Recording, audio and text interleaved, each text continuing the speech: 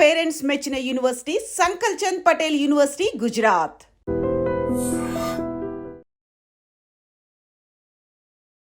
నమస్తే అండి, నేను డైటీషియన్ సౌమ్య. డయాబెటీస్ అనగానే, మధుమేహ వ్యాధి అనగానే అందరికీ ఒకలాంటి భయం ఉంటుంది. ఆహారంలో చాలా జాగ్రత్తలు పాటించాలని ఉంటుంది, కానీ అంత ఈజీగా కూడా ఉండదు. ఎందుకంటే ఆహారం మనం చిన్నప్పటి నుండి, మనం పుట్టినప్పటి నుండి మనకు అలవాటైన ఒక పద్ధతి. సో ఆహారంలో మార్పులు అన్నది అంత తేలికగా కూడా ఉండదు.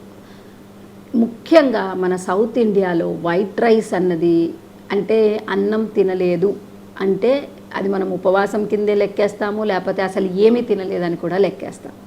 సో ఈ వైట్ రైస్ నిజంగా అంత డేంజరా? వైట్ రైస్ తింటే నిజంగా అంత షుగర్ పెరుగుతుందా? ఇది మనం ఇవాళ వీడియోలో చూద్దాం.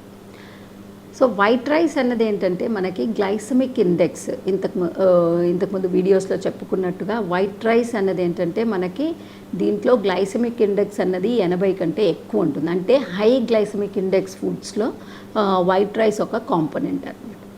సో ఈ వైట్ రైస్ తినడం వల్ల మనకి జనరల్గా షుగర్ అన్నది పెరుగుతుంది. ఇది చాలా స్టడీస్లో కూడా చూసాము. కాకపోతే సౌత్ ఇండియాలో డయాబెటీస్ రిస్క్ ఎంత ఎక్కువగా ఉందో అలాగే వైట్ రైస్ తినకుండా కూడా చాలామంది ఉండలేరు. సో వైట్ రైస్ వల్ల షుగర్ పెరుగుతుంది, దాన్ని మనం ఎలా తీసుకోవచ్చు అన్నది కూడా మనం ఈ వీడియోలో చూద్దాం. అంటే హాని చేస్తుంది, షుగర్ పెరుగుతుంది, కాకపోతే అలవాటును మార్చుకోవడం కూడా కష్టంగా ఉన్న వాళ్ళు చాలామంది ఉంటారు. సో అలాంటి వాళ్ళకి కొన్ని చిన్న ట్రిక్స్ అండ్ టిప్స్ చూద్దాము. వాటి వల్ల వైట్ రైస్ తిన్నా కూడా మనం ఎలా షుగర్ మేనేజ్ చేసుకోవచ్చు అన్నది చూడొచ్చు.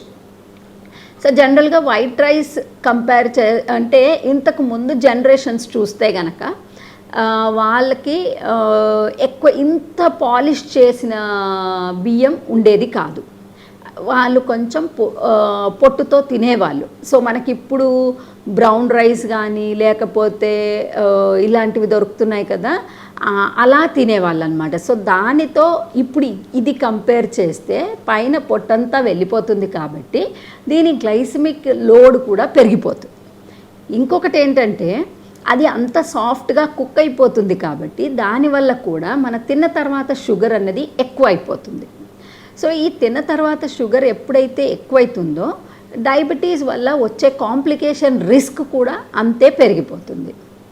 సో మనం తినే ఆహారంలో మితంగా తినడం ఎంత ముఖ్యమో, అందులో ఆ మిత ఆహారంలో కూడా ఎలాంటి పదార్థాలు తింటున్నాము, ఏ కాంబినేషన్లో తింటున్నాము అన్నది కూడా ఇంపార్టెంట్. ఈ మధ్యకాలంలో జరిగిన ఒక స్టడీలో ఏం చూసారంటే, వైట్ రైస్ మనం బియ్యం కడిగి ఆ నీళ్ళు తీసేసిన తర్వాత ఆ నీళ్ళు తీసేయడం, గంజిలాగా వార్చుకొని తినడం వల్ల కూడా కొద్దిగా అంతగా షుగర్ పెరగదు. రెండోది, రాత్రి వండింది ఫ్రిడ్జ్లో పెట్టేసి నెక్స్ట్ డే తినడం వల్ల కూడా రెసిస్టెన్స్ స్టార్చ్ అన్నది ఇంప్రూవ్ అయ్యి దానివల్ల కూడా మనకి షుగర్ అన్నది అంతగా పెరగదు. కాకపోతే ఈ రెండిట్లో మీరు గమనించాల్సింది ఏంటంటే క్వాలిటీ ఇంప్రూవ్ అవుతోంది, కానీ క్వాంటిటీ కూడా ముఖ్యమే. అండ్ ఈ వైట్ రైస్ మనం దేంతో తింటున్నాం? జనరల్గా రైస్ ప్రాబ్లం ఏంటి అంటే దానికి కొంచెం కర్రీ ఉన్నా, కొంచెం పచ్చడి ఉన్నా కూడా మనం చాలా క్వాంటిటీ తినొచ్చు. ఒక రోజుకి 100-150 గ్రాముల కంటే తక్కువ తింటే గనక అంతగా హాని చేసే ఛాన్సెస్ ఉండవు.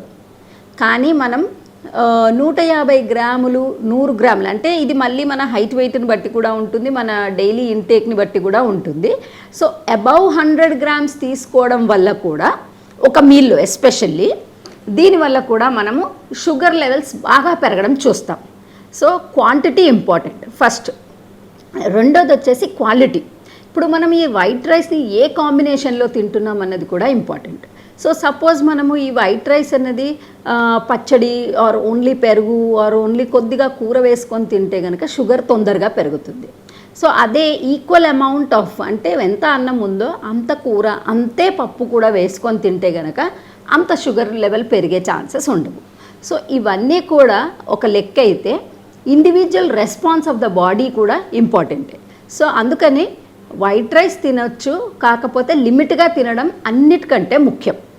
లేదు మానేయగలుగుతాము అంటే ఆ వైట్ రైస్కి మనకి ఈక్వలెంట్గా కొర్రలు, రాగులు, సమలు, జొన్నలు ఇలాంటి తృణధాన్యాలు ఏవైతే ఉన్నాయో ఇవన్నీ కూడా వైట్ రైస్ బదులుగా వీటిని అన్నంలాగా వండుకొని కూడా మనం తీసుకోవచ్చు.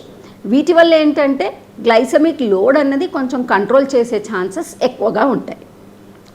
తర్వాత వైట్ రైస్తో జనరల్గా మనం ఇంకా ప్రిపరేషన్స్ కూడా చేస్తుంటాం.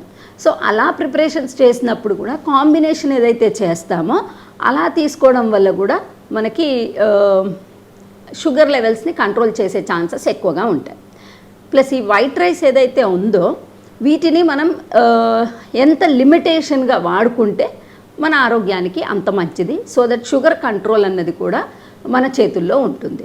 సో జనరల్గా డయాబెటీస్ ఉన్నవాళ్ళు వైట్ రైస్ నేను ఎలాగూ తినాలి అనుకుంటే కనుక రోజులో ఒక్క పూట మట్టుకే తీసుకోవచ్చు. అది కూడా లిమిట్గా తీసుకోవాలి. అండ్ దానితో కూడా మనం కాంబినేషన్ ఎప్పుడైతే ప్రాపర్గా చేసుకుంటామో దానివల్ల అంత నష్టం కాకుండా ఉంటుంది. ఇంకొకటి మెల్లిగా తినడం, ఫాస్ట్గా తినడం వల్ల కూడా మన షుగర్ లెవెల్స్ అన్నవి ఎక్కువైపోతాయి. అండ్ వైట్ రైస్ ఏంటంటే తొందరగా అరిగిపోతుంది. సో దానివల్ల కూడా నెక్స్ట్ మీల్కి మనకి ఆకలి ఎక్కువ వేస్తుంది. సో మనం ఎప్పుడైతే సరైన కాంబినేషన్లో తీసుకుంటామో అప్పుడు ఈ ఆకలి అన్నది కంట్రోల్ అవుతుంది. ఆ కంట్రోల్ అయినప్పుడు మనకి తిన్న తర్వాత షుగర్ కూడా మన కంట్రోల్లో ఉంటుంది. సో అందుకని వైట్ రైస్ తింటే గనక క్వాంటిటీ ఆఫ్ దాంతో తినే పప్పు కానీ, కూరగాయలు కానీ, ఆకుకూరలు కానీ ఏవైతే ఉన్నాయో వాటిని పెంచి ఈ బియ్యం శాతం తగ్గిస్తే గనక, అన్నం శాతం తగ్గిస్తే గనక అది షుగర్ వాళ్ళకు కూడా ఆరోగ్యానికి చాలా మంచిది. షుగర్ వాళ్ళకే కాకుండా ప్రీ డయాబెటీస్ అంటాం కదా, షుగర్ వచ్చే రిస్క్ ఎక్కువ ఉన్న వాళ్ళకు కూడా ఆరోగ్యానికి చాలా మంచిది.